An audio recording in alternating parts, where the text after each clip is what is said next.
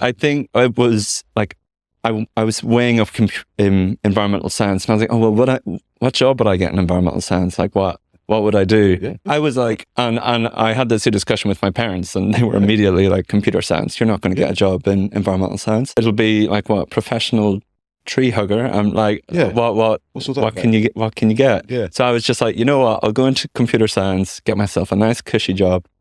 And I think that was it as well. Growing up on a farm, I remember having a conversation with my dad, and I was like, I'm going to get a job where I'm sitting in the office and I do not need to get wet, go outside. I'm done with this.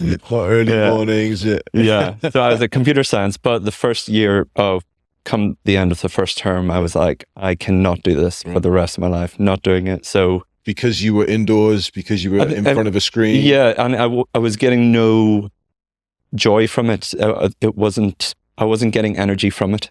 And then I realized, I was like, you know what? No, I want to do something that I love. So I love the environment. So I want to see what this will take me, where this will take me. So went over to the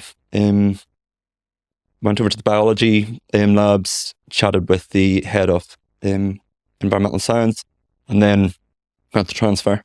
So started environmental science and loved it during uni. Like, loved every single module that I did.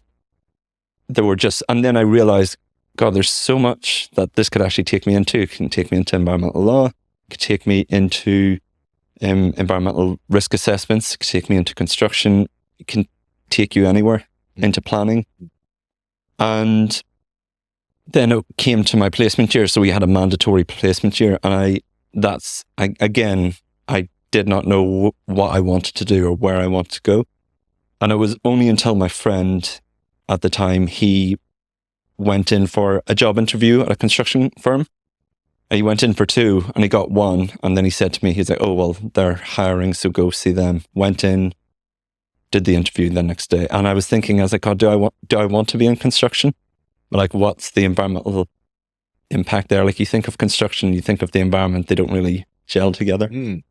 But got the job, started an internship, and then from there, it's history. And I loved it, and I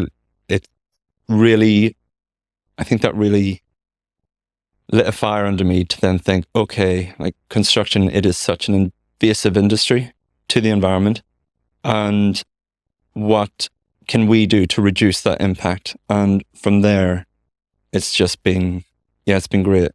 And that's really, I think it's been like a lot of little wrong decisions along the way have then got me to where I'm at today.